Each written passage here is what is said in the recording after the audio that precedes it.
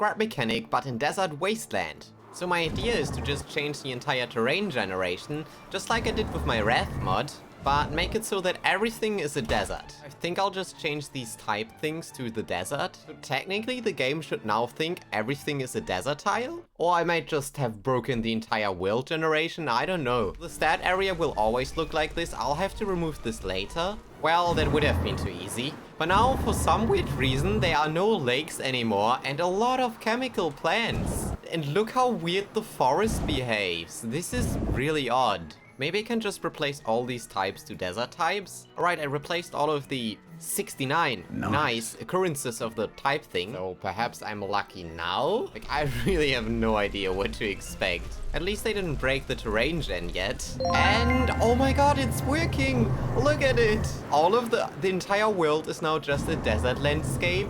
Oh god, I think it worked. I didn't even know. Look, there's actually desert tiles that have one tree on it. And there's basically no water in here. Wow. How would you survive here? This looks so cool. Now, it looks like there's some points of interest in the world generation that still have normal terrain, like this burnt forest. And yeah, if you're really lucky, you can find some tiles with water. This is actually the start area, but I replaced all types to desert. And if you now load into a new world, you still get all of the green stuff. Yeah, there's still a lot of green stuff, and now there's weird desert tiles in between. You know, I think I'm just gonna get rid of the entire start area, but I think it would ruin the feel of this world if you spawn with so many trees in one place and free water. This is a much better spawn experience. There's like... Why are there still trees? There's still so much green stuff around. How do I get rid of this? Okay, this looks much better. Yeah. So there's still some green stuff over here, but this is because this is part of the road. Yeah, I think I'll have to yeet all of the roads as well for the true desert feeling. Because then it's gonna be real fun if you find more oil. Like, oil is literally everywhere, but there's no water anywhere. This is gonna be like hardcore survival. Yeah, I think I'm done getting rid of all the roads. This code is kinda messy. I'm only 80% sure I didn't crash the entire world generation, so... It worked! Oh my god, you literally just spawn in the desert with nothing. Absolutely nothing. You don't even know where to go. Okay, you can still... Yeah, you can see the mechanic station in the background. You cannot get the logbook. Now we can just automatically complete the quest for the logbook.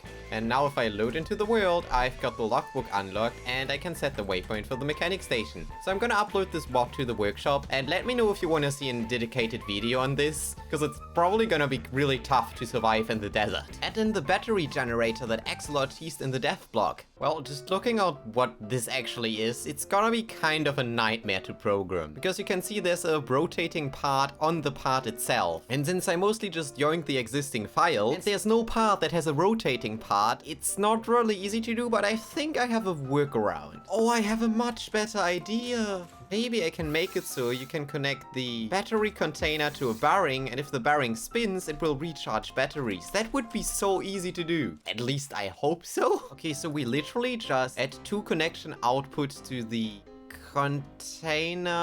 I only added to the battery container. There's also the other containers in here. It's kind of a mess. But now, theoretically, I should already be able to connect the bearing, which, oh god, yep. You can see it works. I can even change the rotation. But yeah, you see it does absolutely nothing, but you can connect one bearing. So next, I hope I can somehow get the speed of the object that's rotating on the bearing. So I basically hope I can yoink the code from the electric engine. Oh my god, I can just get the angular velocity of the bearing. This is gonna be so easy. I can even just yoink the code. Yeah, I've just did a bunch of typos, but I think it is working. Look at it. In chat, you can now see it's spamming the number 0. This is the angular velocity of the connected bearings. If I now punch it, you can see the number keeps going up. Oh my god! This is so much easier than I expected it to be. Okay, the next challenge is to make it so you can only connect one bearing, cause 2 bearings is kinda gonna mess stuff up. Well, I still had some older code for my service mod I've been working on, so I think I just need to use the disconnect function. Though I don't know if it works on a joint because the bearing is a joint.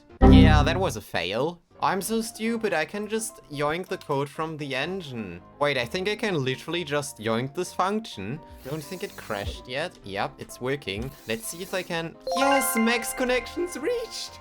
I literally just yoinked everything from the engine code. Right, so I think I got everything working now. I can only connect one bearing and I can still connect electric engines. Oh, they do not require any power in here. So maybe I should join survival and see if it works. Right, I can connect a bearing. This also gives me the... Yeah, I screwed something up. Yeah, the connection types and scrap mechanic are kind of a mess. But yeah, I think I just made it work in a really janky way. So everything that's left to do is to actually make the battery generation work with this bearing. Here, look, battery cost. I can probably just yoink this code.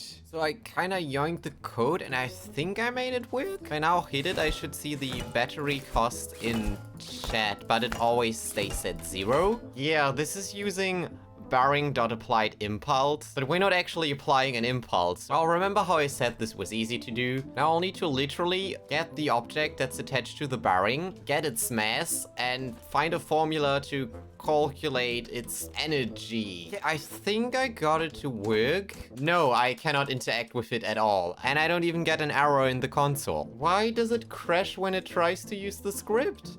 Oh, it doesn't crash. It's because I overrode the server on create function. So now it should hopefully work again. Place it down. I don't get an error in chat. I can interact with it, which is really good. Now, by the way, what it's printing in chat is gonna be the battery points it has. And I need currently 20k to produce a battery. So I'll just place down a... Why is it not...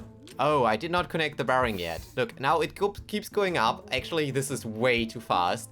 But once this is gonna reach 20k, it starts filling up the battery container with batteries. Oh my god, it's working. It's way too overpowered at the moment, but we can actually generate batteries. So I just need to change my coefficient to 0.0069 for 20. Yeah, you know how my code looks like. And basically, this is just an arbitrary number. And yeah, you see, this is much more slowly now. Like, this is gonna take forever with a hammer. But since I take a look at the weight, so according to how physics work to me, if I use a lot of concrete 3 and then spin it, I should provide more energy to the whole thing. It just crashed. You see, it tries to index the shape that's attached to the bearing, but because I deleted everything, there was none. So I'll just need to add a little check for that. So if I now start hitting the thing, we get a lot of more energy. Is this broken? Isn't the energy an object has just the angular velocity times mass?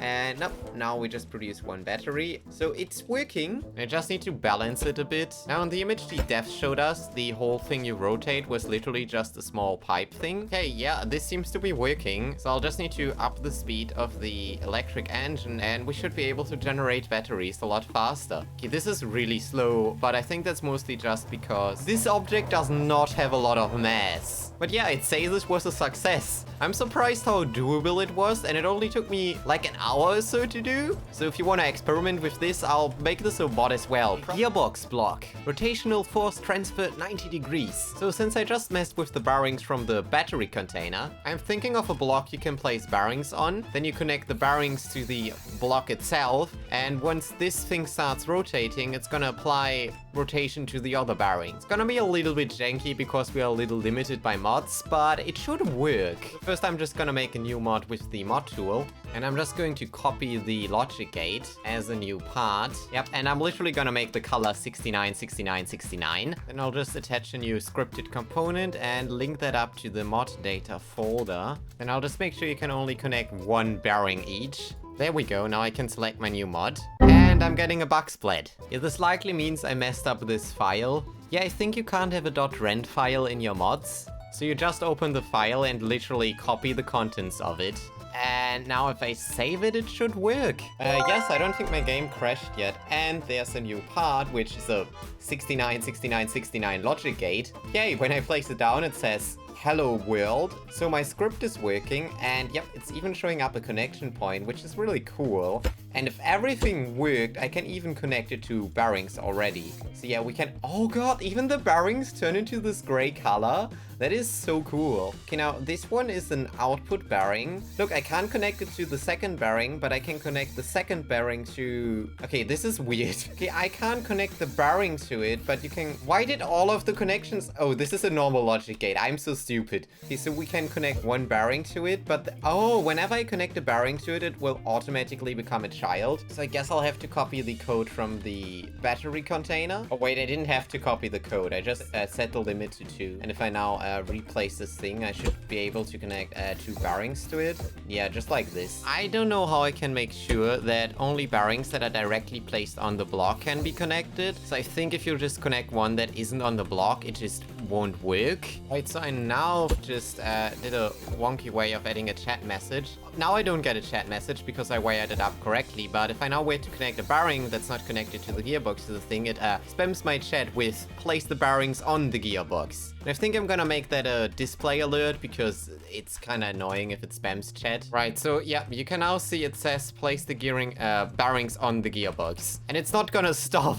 It will keep doing this all the time. It's a little, yeah, just don't do it. I think I'm just gonna start by doing it the easy way. So if this spins at, let's say, 1 rotation per second, this will also spin at one rotation per second. But since bodies will have different weights, I kind of need to put that into the equation, because else I could literally just spin a cardboard block here and a huge concrete block on the other bearing, and I could just spin this with so little force and it would be so broken. Oh man, physics are the worst. I think I got an equation that should sort of work. Also no errors in console, so I don't know, is it just gonna work? Let's see, let's connect these things. And yep, there's already an error. So yeah, I didn't have a block on this bearing, so it was trying to accept a shape that didn't exist yet. It's really annoying. If everything works now, I actually should have a gearbox of sorts. I'll just rotate the...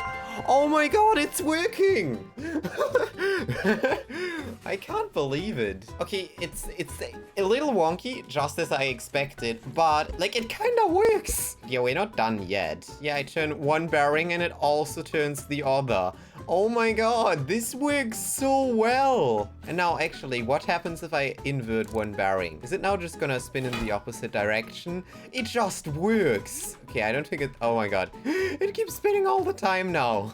Why do I have infinite power now? I don't understand this. Okay, it still keeps spinning, although it shouldn't. Why does it not work in the other direction? I don't understand it. It probably has to do with something not being able to have negative velocity or impulse. I mean, now it works, I guess. Yeah, I also realized my gearbox is 100% efficient. So right now the whole system is not losing any power, which sounds ridiculously broken. Oh god, this is so bad. If I now spin this thing, this one has the same target velocity as the other thing, so it will be super slightly above this one, and then it's just causing like a feedback reaction and the whole thing just keeps snowballing into infinite power. So just put the target angular velocity at 0.99. Does it really? Is it really that simple? It looks like it. Now the effectiveness of this gearbox is just 99%. But yeah, this really looks like this was the solution to my problem. Okay, I just reversed one of the bearings and this happened.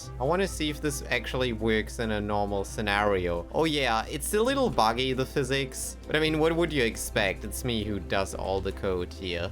Like, this looks so awesome. Yeah, I'm pretty sure this is working just as intended, even if I go up to higher speeds. You know, I'm curious what happens if I reverse the speed of the electric engine. Yeah, it just works. So I guess it's buggy, but it works. Oh my god, this actually works. If I change the rotation of the other bearing, it also is gonna rotate the other way. Like, I almost feel this should be in vanilla. I mean, definitely if it is a little less janky, cause, yeah. Yeah, I guess this is good enough. I can't wait to see what you guys are gonna do with this. And maybe then I'll fix it myself or find someone to fix this code, because this idea is actually pretty awesome.